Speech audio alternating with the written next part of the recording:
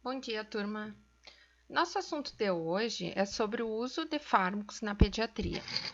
Qual cuidado nós vamos ter que ter ao atender uma prescrição pediátrica? Nós sabemos que, de acordo com a idade, alguns sistemas fisiológicos da criança ainda são imaturos. Isso faz com que as crianças tenham mecanismos farmacocinéticos e farmacodinâmicos muito diferentes do adulto, por exemplo. E são esses fatores que devem ser considerados na escolha do medicamento pelo pediatra. Esses fatores também vão influenciar na definição da dose que vai ser prescrita, na posologia, na forma farmacêutica. E são esses mesmos fatores que devemos avaliar no momento de dispensar um medicamento a uma criança. Como veremos a seguir, um dos principais problemas relacionados à prescrição pediátrica é que, devido a motivos éticos, legais e econômicos, nós temos poucos ensaios clínicos realizados em criança. Isso gera incerteza da eficácia, mas principalmente da segurança dos fármacos nesse grupo de paciente. Então, muitas vezes, a prescrição do medicamento numa criança ela é baseada na extrapolação da dose usada no adulto. Mas o paciente pediátrico ele tem uma vulnerabilidade maior, uma fragilidade maior, e ele não é um adulto em miniatura. Então, para introduzir o assunto, no passado as informações sobre o uso de medicamentos em crianças eram restritas, as doses usadas, como eu falei, eram extrapoladas através de resultados de estudos realizados em adultos. Atualmente, a prática da prescrição em crianças ainda é baseada em evidências muito limitadas, devido a essas próprias restrições que eu falei da pesquisa clínica em pacientes pediátricos. Os dados atuais que temos são principalmente através do sistema de farmacovigilância, que é a fase 4 do estudo clínico, quando o medicamento já foi para o mercado, já está sendo comercializado, e através das notificações, de efeitos adversos, o sistema de vigilância ele pode retirar do mercado, alterar a faixa etária, por exemplo, se gerar toxicidade ou reação adversa que faça com que esse medicamento não seja mais indicado para uso na população pediátrica, tenha essa contraindicação lá, tá? Então, esses dados de farmacovigilância que são alimentados a todo momento, após o registro do medicamento no mercado, que os estudos clínicos fase 1, 2 e 3 são feitos, e daí o medicamento pode ser comercializado. A partir de então, é a fase 4, que é a parte de farmacovigilância, que fica sob nossa responsabilidade também de comunicar esses dados, ao Nutivisa, no Brasil, no caso. Em outros países são outros sistemas de farmacovigilância que, através desses dados, é que nós vamos ter, por exemplo, dados na população pediátrica, que não há como fazer estudo clínico nessa população.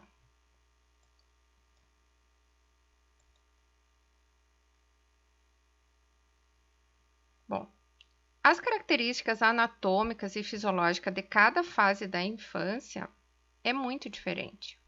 Então, aqui, por exemplo, algumas características importantes nessa população, por exemplo, possuem maturidade cerebral com permeabilidade da barreira hematoencefálica pelo menos até 6 meses. Tá? Isso é importante, porque o fármaco tem um maior acesso ao sistema nervoso central da criança. Tá? A maturação do controle cardíaco não vai estar completa nos primeiros meses. O coração de uma criança, o recém-nascido pesa em torno de 25 gramas, o adulto, o coração varia entre 200 a 250 gramas. Então, desde ser recém-nascido até a idade adulta, aumenta em torno de 10 vezes o tamanho. Até os 9 anos, o coração já aumentou 6 vezes o seu tamanho. Tá? A frequência respiratória e cardíaca é maior em relação ao adulto. A pressão arterial da criança, aqui como eu coloco, recém-nascido, 600 por 35 milímetros de mercúrio. E a criança perto de 2 anos, 950 por 60. E o adulto seria 120 por 80. O ideal, né? Na faixa de 0 a 18 anos, as crianças e adolescentes estão em constante desenvolvimento e crescimento. Então, tem diferentes características ao longo desse período. Não é possível englobar todos num grupo só. Na literatura, existem várias classificações para esse grupo etário. Eu vou apresentar 3 diferentes classificações, né? A classificação que está no Formulário Terapêutico Nacional. Essa classificação é do ICH, né? Que é o Conselho Internacional que define requisitos técnicos para produtos farmacêuticos, né, de uso humano. Essa classificação também é aceita e usada pelo FDA. E esta é a classificação proposta pela Agência Europeia do Medicamento. Então, ao longo do desenvolvimento e dessas diferentes faixas etárias que vimos no slide anterior, existem características fisiológicas diferentes na criança e no adolescente.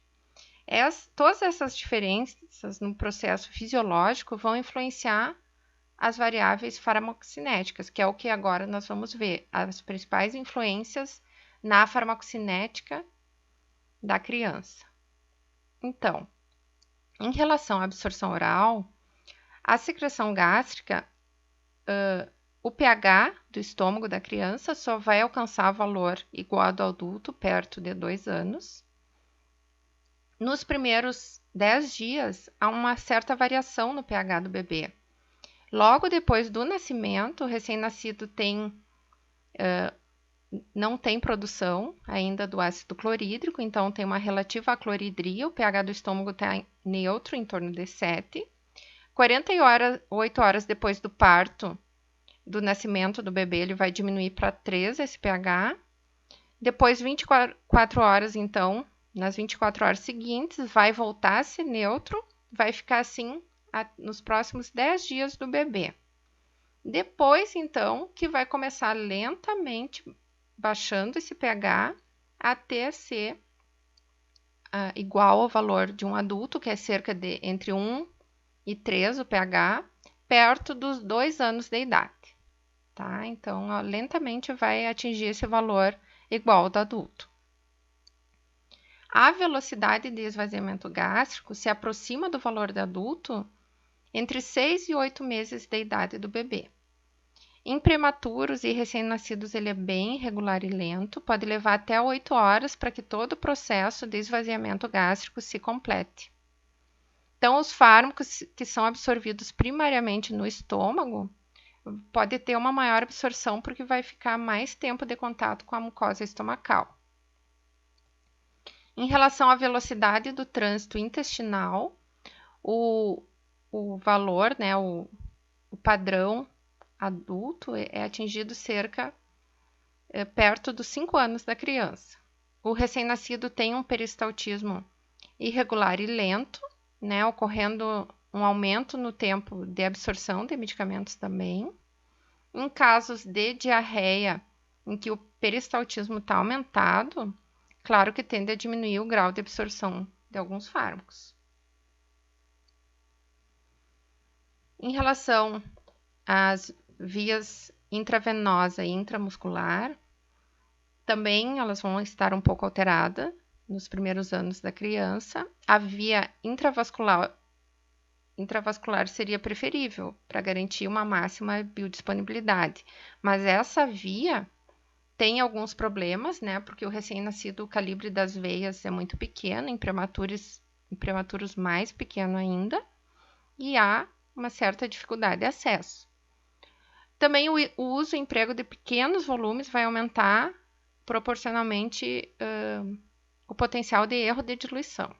Tá? Além disso, tem alguns recipientes presentes nas formulações intravenosas que causam efeito adverso em bebês, principalmente devido à função renal imatura. Já por via intramuscular, a absorção de medicamentos em bebês também é diferente, né, para cada faixa etária da criança. Deve ser utilizada se não tiver outra opção. Em relação a essa via, principalmente, a questão principal é o fluxo sanguíneo reduzido no músculo esquelético e as contrações musculares ineficientes, tá? Principalmente no recém-nascido, tá? Então, como a absorção é o processo que o fármaco tem que chegar até a corrente sanguínea, se o fluxo sanguíneo está reduzido, o fármaco vai levar mais tempo para ter o efeito farmacológico, tá? Então, vai levar mais tempo para apresentar a sua ação farmacológica. Em relação à absorção cutânea, em crianças, principalmente as menores de 1 ano, esse fator é importante porque o extrato córneo é mais fino, a pele é muito mais hidratada em relação ao adulto, e isso faz com que a penetração cutânea de fármacos seja bem maior, inclusive pode gerar ação sistêmica. Outra questão é que o cálculo da dose que foi absorvida via cutânea não é tão simples, né? É difícil calcular a dose que realmente foi absorvida. E isso pode gerar um efeito aditivo, aqui dando o exemplo de corticoides, tomar um corticoide via oral e aplicar topicamente via oral em uma criança, né? Pode causar um efeito aditivo. Se precisar que tenha menos absorção, né? Tem que utilizar então a forma farmacêutica gel para diminuir a absorção, não cremes, que facilitaria ainda mais a absorção no bebê, né? Que já tem uma absorção maior pelo extrato córneo menos espesso, né? Que causa essa maior perfusão cutânea e a pele ser bem mais hidratada. Como sabemos, a distribuição dos fármacos no organismo é influenciada por alguns fatores, como exemplo, o compartimento corporal de água, depósito adiposo, perfusão sanguínea, pressão sanguínea, a permeabilidade das membranas, pelo equilíbrio ácido-básico que influencia diretamente na dissociação dos fármacos e pela ligação dos fármacos à proteína plasmática, né? Pela capacidade de ligação, pela quantidade de proteína. Então, são alguns, né, dos principais fatores que afetam a distribuição dos fármacos. Na população pediátrica, nós vamos falar aqui naqueles fatores que estão mais alterados, né, nas crianças. Então, um dos principais fatores é o percentual de água, que é muito maior em crianças, tá? Ela tem em torno de 80% logo que nasce, né? Enquanto que um adulto é em torno de 60%, tá? Então, essa variação na quantidade corporal indica que uma criança precisa de um ajuste de dose, por exemplo, de um fármaco hidrossolúvel, em relação à dose de um adulto. Por exemplo, num fármaco hidrossolúvel não é uma simples extrapolação de dose. Tem que considerar essa alteração fisiológica aí do organismo da criança. Por exemplo, aqui, ó, um fármaco, se for administrado um fármaco hidrossolúvel numa criança, o efeito farmacológico pode estar mascarado por ele ficar retido nesse compartimento de água, né, aumentado, que tem um percentual maior de água. Então, se o clínico decidir por administrar uma dose adicional, na verdade, aquela dose que ficou retida no compartimento aquoso vai aos poucos sendo dissolvida, somada a essa que foi administrada, pode gerar toxicidade do fármaco. E como muitos fármacos se distribuem através do espaço extracelular, o volume maior de água nesse compartimento pode ser determinante, então, para a concentração do fármaco no seu sítio ativo, tá? Então, só para concluir aqui essa questão em relação à água, ela vai ser mais significante para fármacos hidrossolúveis. Outros fatores, então, que influencia é o percentual de proteína, né? O percentual de gordura também, tá? Então, no recém-nascido, a termo, o percentual de proteína total em relação à massa corpórea, né, em relação ao peso do bebê, é 11%, aos 4 meses, mais ou menos 11,5%, e em um ano, em torno de 15%. É um teor reduzido, então, de proteínas totais e faz com que tenha um aumento das frações livres dos fármacos e leve a um maior efeito, né? Além dessas frações reduzidas de albumina, da proteína total e, logicamente, de albumina, o recém-nascido tem um aumento da bilirrubina e aumento de ácidos graxos livres, tá? Que esses dois compostos, né? Esse grupo de compostos são capazes de deslocar um fármaco do seu sítio de ligação da albumina. Então, além de ter um teor de albumina reduzida, né? Que vai ter mais fármaco livre, ainda tem compostos ali aumentados, né? Como exemplo que eu dei, a bilirrubina, que vai deslocar o fármaco da proteína e ainda vai gerar mais fração livre do fármaco, tá? E vai aumentar mais o efeito. Então, além da albumina reduzida, o aumento da bilirrubina e ácidos graxos livres que desloca o fármaco da proteína, o fármaco que está ligado, então, à proteína. Outra questão que é a proporção diferente de gordura desde o nascimento até 1 ano de vida pode comprometer diretamente, então, a distribuição de medicamentos lipossolúveis. Outra questão que já falamos é sobre a barreira hematoencefálica do bebê incompleta, né? Que os fármacos conseguem atingir o sistema nervoso central. Além dessa maior permeabilidade da barreira hematoencefálica, os recém-nascidos também são mais suscetíveis aos fármacos que atuam no sistema nervoso central, como os analgésicos. Bom, nas crianças, o sistema enzimático hepático não tão bem desenvolvidos, que compromete a metabolização de alguns fármacos. As isoformas do citocromo P450, elas vão evoluindo e têm expressões diferentes ao longo do desenvolvimento do bebê, principalmente aqui mostrado por esse estudo até 1 ano, 12 meses aqui, ó, ainda não atingir o padrão observado em adultos, né? Por isso que esses pacientes pediátricos podem demonstrar a taxa de biotransformação hepática pequena para alguns fármacos, aqueles que são substrato dessas enzimas, né? E vão apresentar um maior potencial toxicológico para esses fármacos no seu primeiro ano de vida. Além desse metabolismo hepático reduzido devido às enzimas estarem reduzidas, as atividades das enzimas do citocromo P450 está reduzida, o recém-nascido também tem um número de hepatócitos reduzidos, sendo em torno de 20% em relação aos adultos. E essa imaturidade hepática pode gerar toxicidade grave de alguns fármacos para o recém-nascido, principalmente os recém-nascidos prematuros ou aqueles de baixo peso. Tem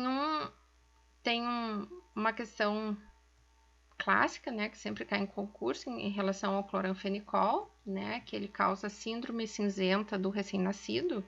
Isso é porque os bebês eles não têm conjugantes de fase 2, que são responsáveis por metabolizar alguns fármacos, né? E a falta desses conjugantes de fase 2 não deixa que o cloranfenicol seja biotransformado, seja eliminado. Então, ele se deposita nos tecidos do bebê e deixa o bebê com aspecto cinzento. Por isso que é chamada síndrome cinzenta do recém-nascido, tá? Em relação ao metabolismo também, a secreção biliar está incompleta, então, e ela é indispensável para a eliminação de alguns fármacos, tá? Então, aquelas alterações que nós temos em relação aos bebês. Em relação à excreção renal, também deve ser levado em consideração o desenvolvimento da criança. Ao nascer, ela tem um mecanismo de excreção renal comprometido. A função vai alcançar o padrão adulto em torno do primeiro ano de vida. Tem exceção das 2 primeiras semanas de vida, que tem um maior fluxo sanguíneo renal e aumenta a taxa de filtração glomerular. Então, nessas 2 primeiras semanas, o recém-nascido vai ter uma excreção renal mais rápida. Mas se for bebê prematuro, não, porque a nefrogênese ainda está incompleta, né, as funções tubulares e glomerulares renais ainda não vai ter capacidade de fazer uma filtração glomerular adequada, tá? Então, nessas 2 semanas depois do pós-parto. Então, os prematuros, devido a essa incapacidade de excretar os medicamentos, nessas 2 primeiras semanas, é necessária uma redução de dose de acordo com a deposição de creatinina do bebê. Então, aqui, como eu falei, a secreção e a reabsorção tubular vai estar próxima aos padrões adultos, perto de 1 ano de vida da criança.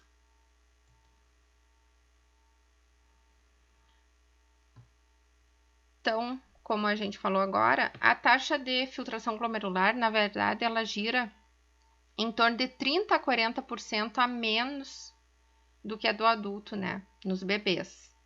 Com isso, diminui muito a excreção de fármacos e provoca o risco de acúmulo significativo de alguns fármacos. Como exemplo, os aminoglicosídeos, aqui eu coloquei no exemplo a gentamicina, né, que em prematuros com peso inferior a 1,5 kg, o tempo de meia-vida é 11 horas e meia. Prematuros com peso entre 1,5 kg e 2, 8 horas. Se for recém-nascido, a termo, 5 horas e meia.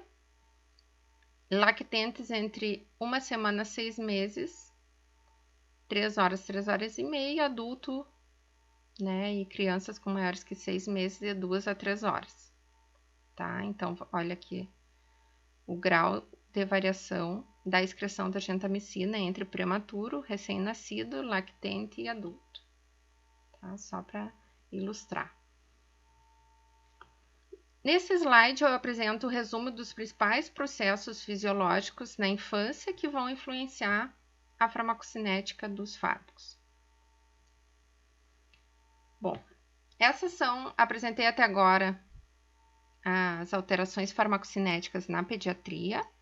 E agora, outro desafio relacionado à farmacoterapia de pacientes pediátricos se refere à falta de formulação adequada para uso infantil. Os fabricantes, tendo em vista somente o público adulto, não desenvolvem muitas vezes formas farmacêuticas apropriadas para a criança. Assim, a maioria dos medicamentos é aprovada primariamente, né, apenas para adulto. E muitas vezes a alternativa encontrada pelos clínicos é o uso off-label. Mas o que é o uso off-label? Tá? Então, se trata do uso de medicamentos que foram autorizados por um órgão regulador, no nosso caso é a Anvisa, para uso em determinados grupos etários e determinadas patologias, mas que vai ser prescrito pelo clínico de forma diferente do que está preconizado na bula. E pode ser em relação à dose, à faixa etária, à via, tá? A frequência do uso. Então, isso é o uso off-label. Segundo a Anvisa, o conceito é o uso de um medicamento de maneira distinta daquela autorizada pelo órgão regulatório de medicamentos em um país, para os quais não existem bases científicas adequadas. As principais questões em relação ao uso off-label em crianças são prescrever um medicamento para criança sem informação sobre a segurança e sobre a eficácia, ou deixar esses pacientes sem terapêutica, que muitas vezes é imprescindível para salvar a vida dessa criança. Então, são 2 questões importantes. Então, vamos falar vantagens e desvantagens do uso off-label, tá? O também chamado uso não rotulado, tá? Então, deixar as crianças sem alternativa terapêutica, né? É complicado. O fato de não haver medicação devidamente autorizada para esses pacientes é muito complicado. Como tu vai dizer a um pai ou uma mãe que não existe uma medicação para o seu filho? Muitas vezes, a única solução do médico é prescrever medicamentos considerados off-label e não autorizados. Os medicamentos manipulados também têm sido alternativa, né? Onde as formulações são desenvolvidas de acordo com a necessidade de cada paciente. né? São prescrições de xarope, suspensões, soluções orais, né? Muitas vezes, a partir de comprimidos, a gente tritura e manipula e faz na dose indicada para aquele paciente pediátrico. Só que também, nesse caso, não tem estudo que comprove a biodisponibilidade e a bioequivalência do medicamento manipulado, tá? Então, a vantagem do uso off-label é fornecer aos pacientes e aos médicos acesso precoce a um medicamento potencialmente valioso, né? E permitir ao médico a adoção de novas práticas baseadas em evidências emergentes. Em alguns casos, pode ser a única opção para esse bebê, em algumas condições. Tem a desvantagem, a falta de avaliação da segurança e eficácia, né, desse medicamento. Às vezes, pode representar um alto custo e, assim, não incentiva a realização de estudo mais rigoroso por parte do fabricante, né? Se simplesmente utilizar o medicamento adulto na criança, não vai incentivar estudos e pesquisas em relação ao público infantil. Outra questão é expor o paciente aos potenciais eventos adversos que podem ocorrer, tá? Mas essa decisão clínica, então, é feito um balanço, né? Junto ao clínico, junto à família do paciente, para fazer essa escolha. Bom, em relação ao cálculo de doses, eu trouxe esse tópico também para essa nossa videoaula, porque não tem um consenso em relação à determinação da dose em crianças, tá? As informações mais confiáveis a respeito da posologia pediátrica deveriam ser feita e fornecida na bula, pois seria conforme o medicamento foi registrado no órgão sanitário. Mas em situações especiais, como quando o medicamento é novo, a dose da criança é calculada, como a gente já falou, em relação à do adulto, com o uso de fórmulas matemáticas para chegar próximo ao ideal para a criança. Só que, se ainda não tem doses para crianças, por exemplo, na bula, não está fornecendo na bula, é porque esse medicamento ainda não foi testado na população pediátrica, né?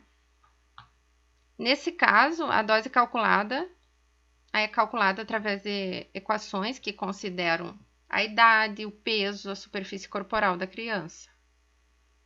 Mas os cálculos de dose devem ser calculados para cada criança de forma individual. Quanto menor for a criança, mais cuidado o prescritor deve ter para definir essa dose. O reajuste de doses são necessários até aproximadamente 30 quilos, uma criança de 30 quilos. Além desse peso, pode ser utilizada a dose indicada para adulto. Esse aqui também, até esse peso, deve ser calculada, mas desde que a dose não supere a de um adulto, né? Senão, nesse caso, tem que usar a dose adulta. Aqui tem uma regra, um exemplo de cálculo, que calcula a dose em relação ao peso corporal. Então, seria a dose adulta vezes o peso da criança, dividida pelo peso de um adulto normal, né, que é o que foi usado no estudo clínico. Geralmente, a dose ela é relativizada para um adulto de 70 quilos. Então, por isso que é dividido por 70. Tem cálculos que levam em conta a idade da criança, né, para calcular a dose pediátrica. Então, a regra de Lau para crianças com menos de 1 ano e para crianças entre 1 a 12 anos, essa regra de Jung. E tem ainda um cálculo de dose, é outro método que utiliza a superfície corporal. Esse cálculo se baseia no fato de que a criança, a superfície corporal é maior em relação ao peso do que nos adultos. Mas esse cálculo ainda tem controvérsia, alguns defendem que é mais rigoroso, embora outros refiram que não apresenta vantagem, né, relativamente ao cálculo baseado na idade e no peso corporal. Sempre vamos lembrar que todas essas regras não são precisas e não devem ser utilizadas se o fabricante fornecer a dose pediátrica para o medicamento na bula, que assim foi calculado no momento do registro, né, com base em estudos.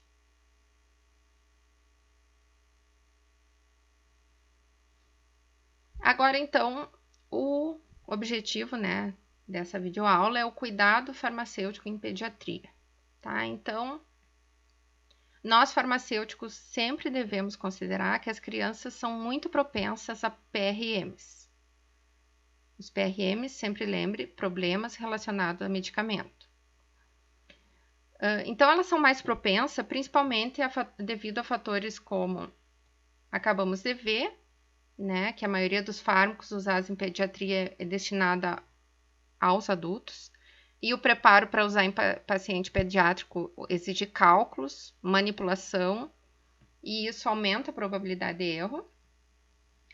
Outra questão é que a criança muitas vezes não vão ter capacidade de comunicar um efeito adverso que possa estar acontecendo com ela e ela não consegue se comunicar. Também temos o problema que acabamos de ver que dependendo da faixa etária, a criança não é capaz fisiologicamente a responder a uma situação de erro relacionada ao medicamento, ou por ter suas funções renais e hepáticas ainda em desenvolvimento ou com capacidade imunitária debilitada também. Ainda temos que ter a noção de que a automedicação em criança ocorre sobre a responsabilidade dos cuidadores. A prática é maior em crianças com menos de 7 anos, segundo estudos aqui brasileiros. As principais situações são em casos de febre e de dor, e ao uso de analgésicos e antitérmicos que estão em primeiro lugar de classe farmacêutica usada em automedicação de crianças. E geralmente essa automedicação é feita através de repetição de antigas prescrições recomendadas a essa criança, que muitas vezes até a criança já aumentou de peso, né? Já passou a idade e não deveria ser repetida essa prescrição porque já não é mais a dose adequada para essa criança.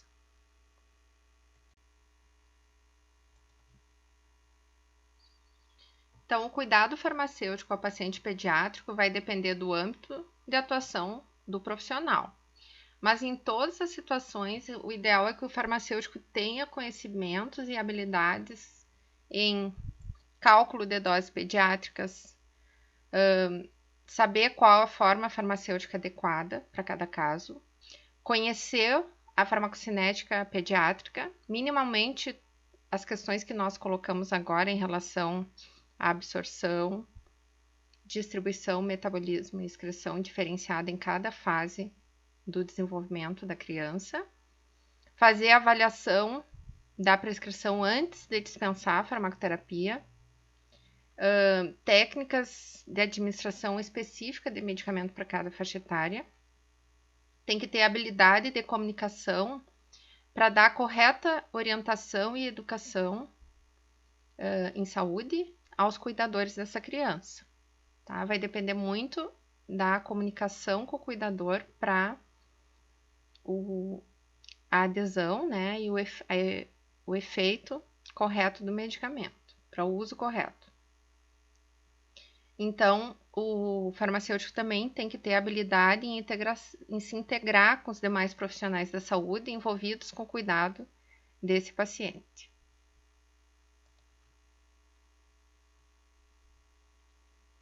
Então, a dispensação de medicamentos para as crianças deve ser diferenciada.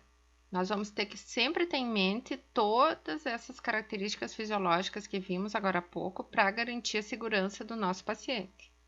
E o cuidado deve ser maior quanto menor for a idade da criança e redobrado se for um prematuro.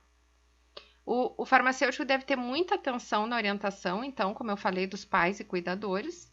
E ao final de toda e qualquer orientação, sempre peçam que eles repitam as informações passadas. Tá?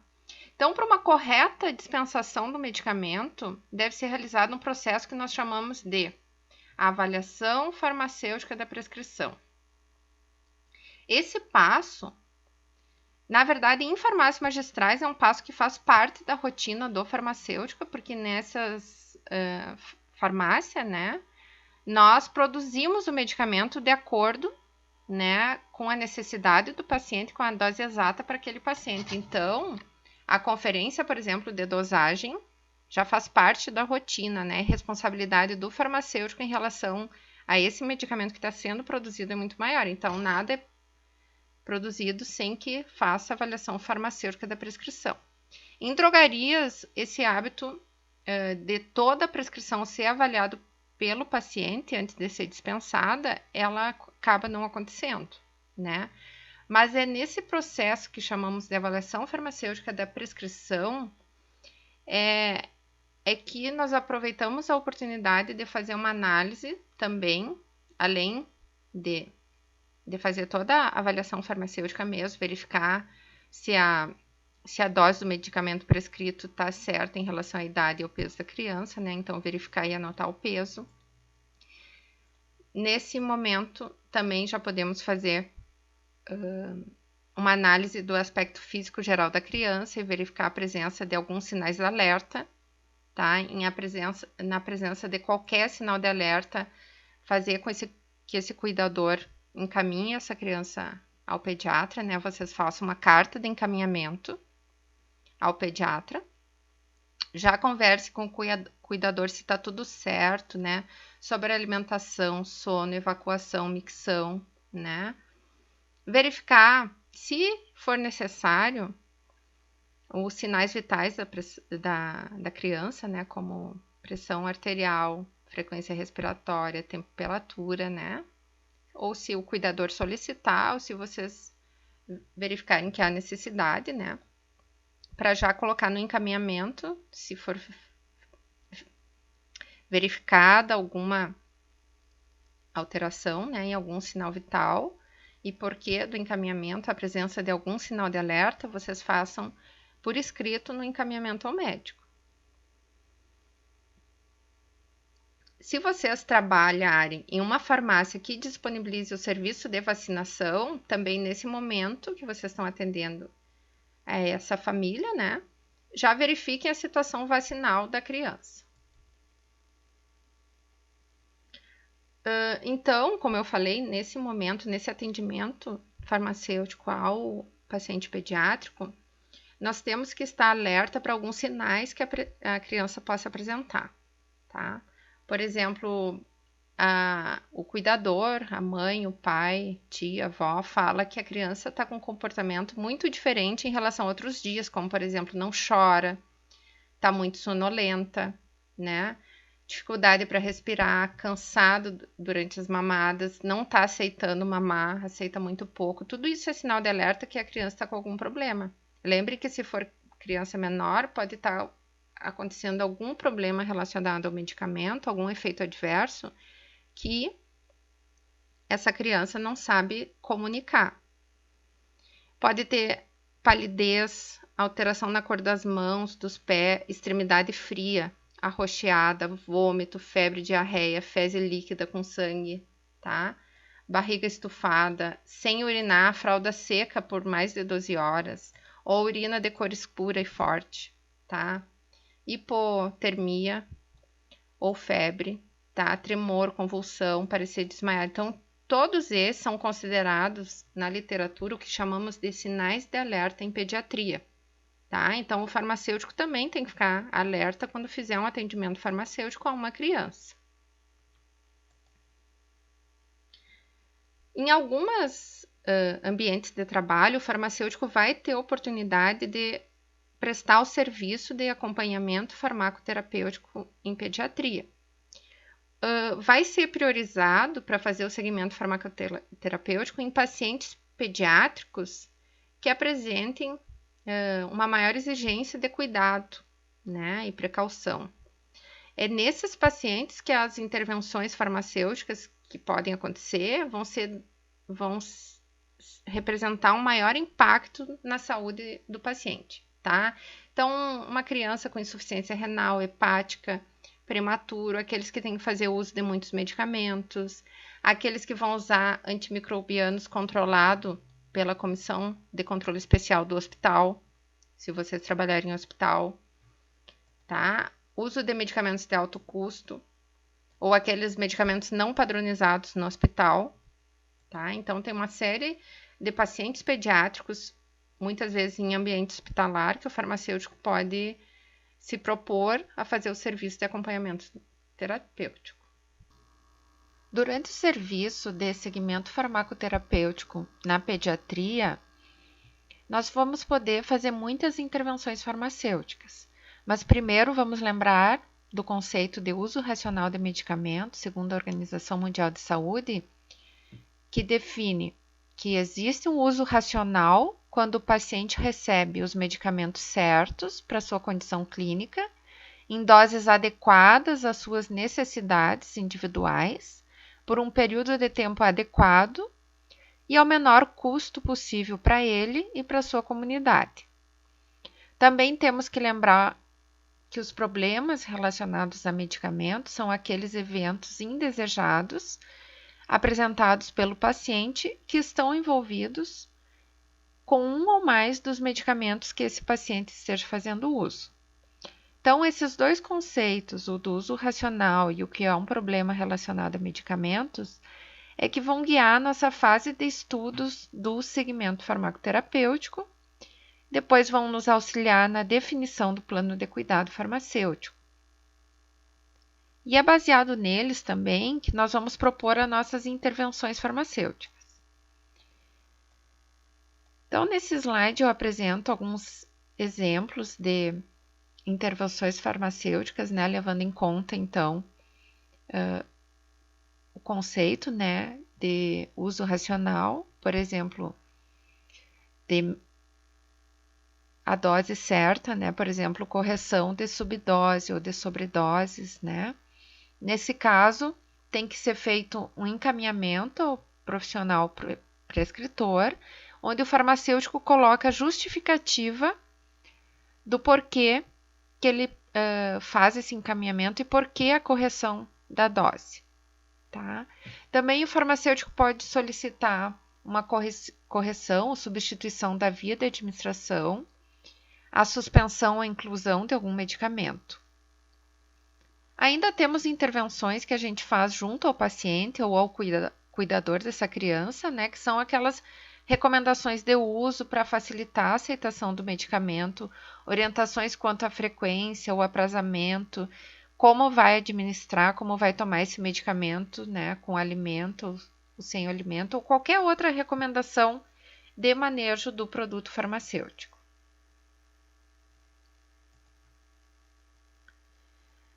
Alguns estudos realizados em hospitais brasileiros demonstram que erros como esses que eu estou apresentando aqui nesse slide são os mais recorrentes, como erros de prescrição, prescrição ilegível, erro no horário, erro no preparo, administração da dose errada, às vezes o paciente errado. Então, todos esses erros e problemas relacionados ao medicamento já foram apontados em estudos também, artigos científicos, realizados em ambientes hospitalar no Brasil. Então, dependendo da instituição que tu trabalhar, você pode propor estratégias para prevenir os problemas relacionados a medicamento. Primeiro, o farmacêutico vai fazer um levantamento dos problemas, então, mais recorrentes no hospital que você trabalha, para poder definir quais estratégias são capazes de minimizar os erros de medicamentos e os consequentes prejuízos que trazem, né, a farmacoterapia do paciente pediátrico. Então, pode ser definido, por exemplo, os procedimentos operacionais padrões, né, para minimizar o erro, com treinamento contínuo e periódico de toda a equipe envolvida no processo de prescrição, dispensação e administração da farmacoterapia. Pode incluir também outros profissionais da área da saúde, né, como médicos, enfermeiros, técnicos de enfermagem, para que possa fazer parte dessa equipe, né, e com definição de estratégias para reduzir os erros na terapêutica em pediatria. Então, aqui as referências, né, para finalizar, as referências que eu usei para preparar essa aula. A próxima aula da semana que vem vai ser cuidado farmacêutico na geriatria. Então, encerramos esse vídeo sobre o cuidado farmacêutico na pediatria. Se tiverem alguma dúvida ou contribuição, podem enviar lá via sistema Moodle ou envie diretamente ao meu e-mail. Grande abraço a cada um de vocês, fiquem bem. Semana que vem eu vou abrir então o nosso questionário, conforme combinamos, sobre esse assunto.